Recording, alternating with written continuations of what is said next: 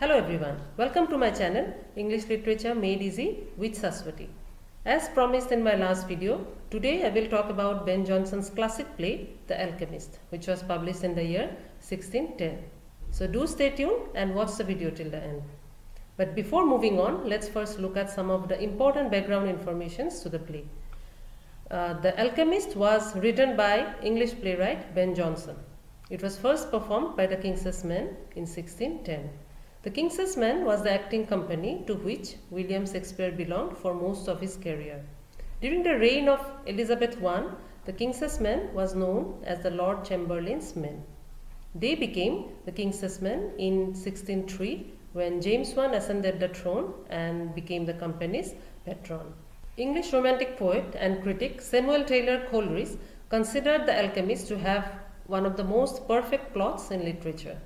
The play fulfills the classic unities of time, place, and action.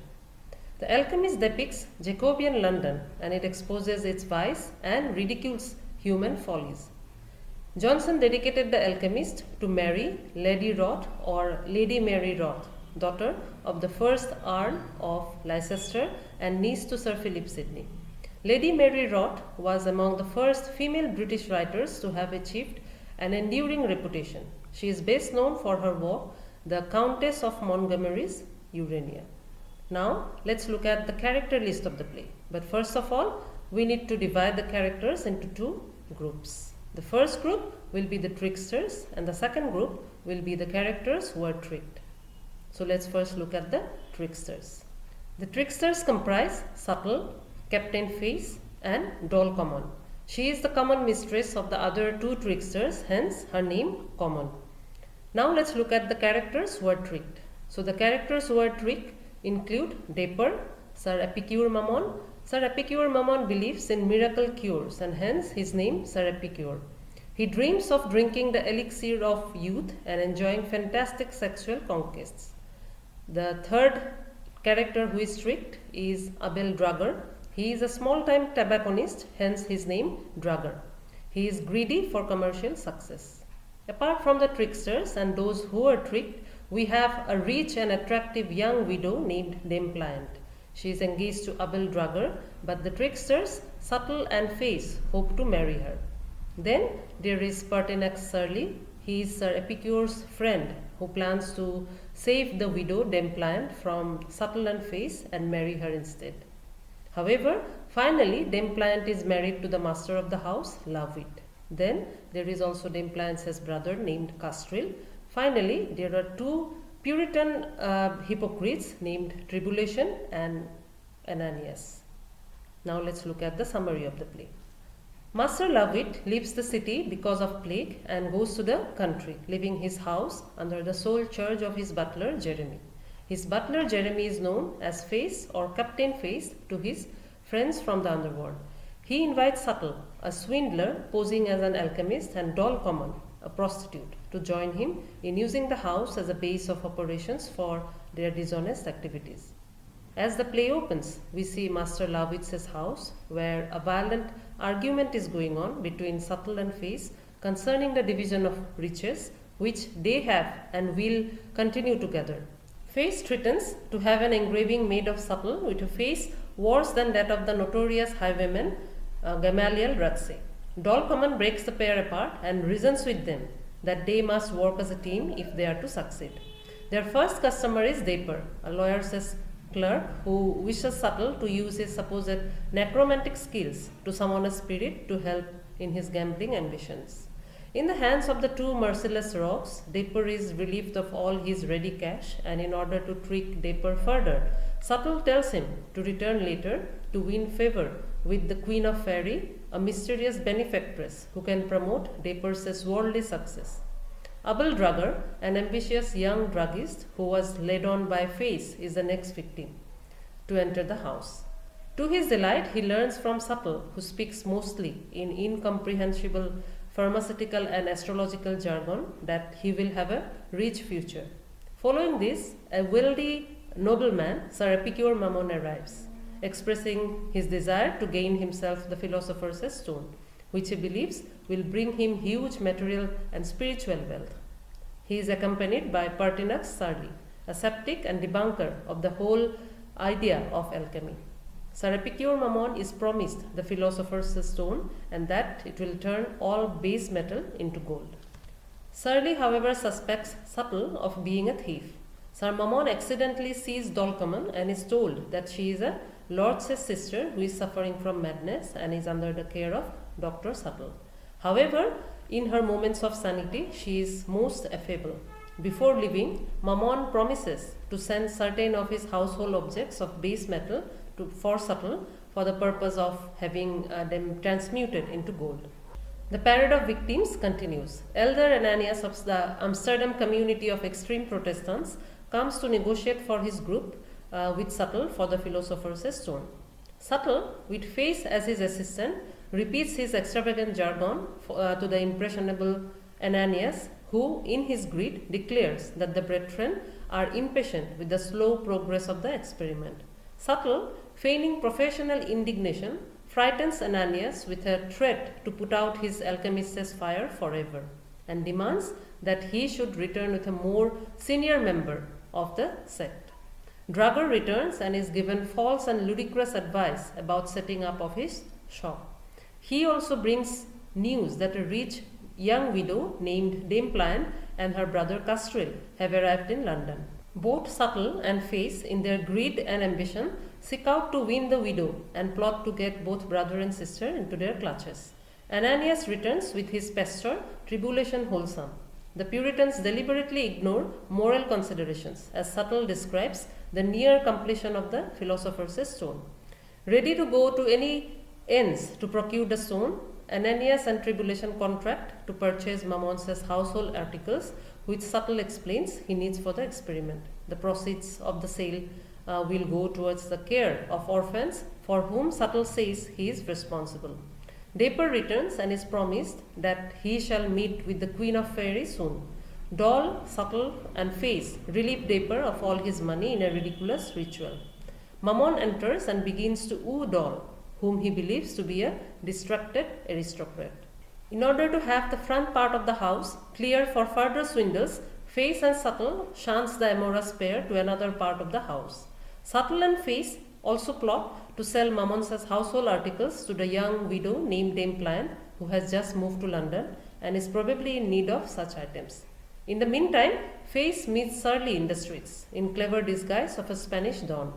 He expresses a desire to consult with Subtle on matters of business and health. On the other hand, Drugger brings the angry young man, Master Castril, to the house, who wants to learn how to quarrel. Subtle promises to make him a perfect London gallant and makes arrangements to have him instructed by Face, who poses as a city captain. Subtle poses as a skilled matchmaker, and Castril completely gives in to the tricksters. Castril rushes in to fetch his sister, and Drugger is given to understand that the appropriate payment might secure his marriage to the widow. Castril and his sister Dame Pliant come again, and the widow captivates both Face and Subtle. They quarrel over who is to have her. Surly returns, disguised as a Spanish nobleman. Face and Subtle believe that the Spaniard speaks no English, and they insult him. They believe that he has come for a woman, but Doll is elsewhere in the building engaged with Mammon. So Face uses Dame Pliant. She is reluctant to become a Spanish countess, but is vigorously persuaded by her brother to go off with Surly. In the garden, Surly reveals his true identity to Dame Pliant and hopes that she will look on him favorably. He warns the young widow against the tricksters. Surly reveals his true identity to Face and Subtle and denounces them. In quick succession, Castril, Drugger, and Ananias return and are set on Surly, who retreats. Drugger is told to go and find a Spanish costume if he is to have a chance of claiming the widow. The tricksters need to get rid of Mammon. Doll contrives a feat, and there is an explosion from the laboratory. Subtle discovers the distraught Mammon with Doll and declares that Mammon's moral laxity will surely delay completion of the philosopher's stone. Mammon despondently leaves. Doll brings news that the master of the house has returned. Lawitz's neighbors tell him that his house had many visitors during his absence. Face is now reverting back again, and he is reverting to his normal role as butler Jeremy again. He denies the neighbors' accusation and says that he has kept the house locked up because of the plague. Surly, Mammon, Castril, and the Puritans return. Jeremy can no longer maintain his fiction. He promises Lovewit that if he pardons him, he will help him obtain himself a rich widow, who is none other than Dame Pliant. Face tells Subtle and Doll that he has confessed to Lovewit and that officers are on the way. Subtle and Doll have to flee empty-handed. Lovewit marries the widow and claims Mammon's goods. Surly and Mammon depart, convinced that they have been defrauded as a result of their own selfishness. When officers come to search Lovewit's house, he promises that he will return the goods of any victim who certify how he has lost them. Since the fools are unwilling to disclose their stupidity, Lovewit keeps everything. Castril accepts his sister's marriage to Lovewit, and Lovewit pays tribute to the cleverness of his servant, and his servant, Jeremy, is none other than Face, who asked for the audience's forgiveness. Now let's look at the analysis of the play. In The Alchemist, Jonson unabashedly satirizes the follies, vanities, and vices of humankind, most notably greed-induced credulity. People of all social classes are subject to Jonson's ruthless satirical wit. He mocks human weakness and gullibility to miracle cures with the character of Sir Epicure Mammon, who dreams of drinking the elixir of youth and enjoying fantastic sexual conquests. The Alchemist focuses on what happens when one human being seeks advantage over another.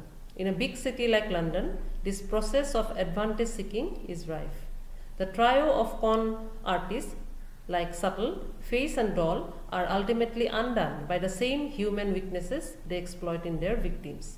Their fate is foreshadowed. That means we get an indication what is going to happen to these characters in the opening scene of the play itself, which features them together in the house of Lovewit, Face's master.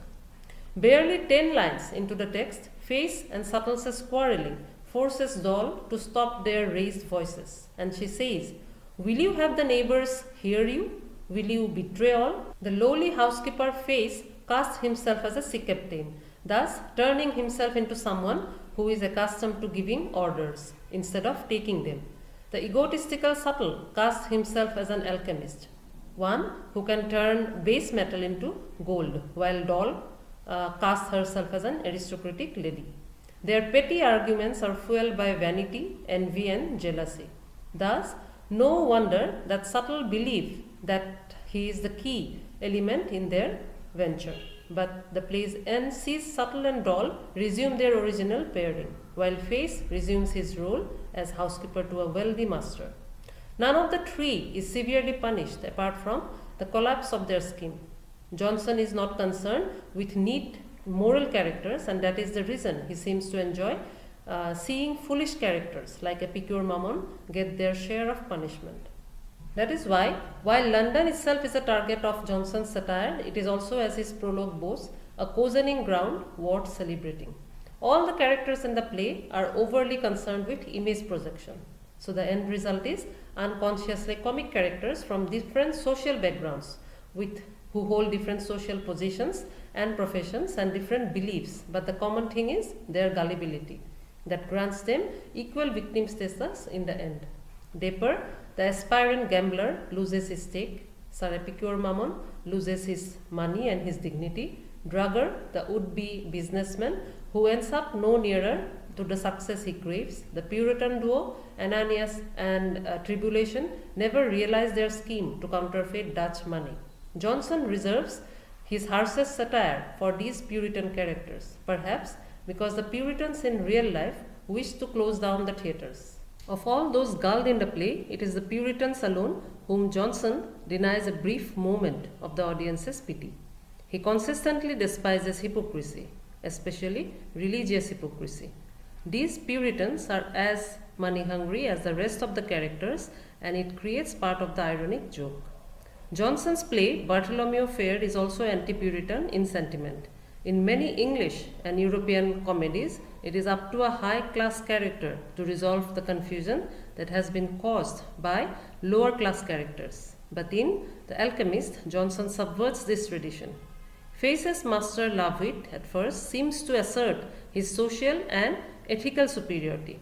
But when Face presents before him the prospect of marriage to a younger woman, his master eagerly accepts.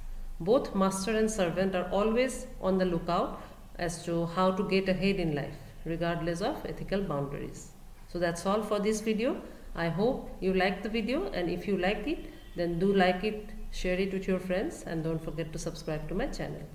And do follow me on Instagram and my Facebook page, English Literature Made Easy with Saraswati.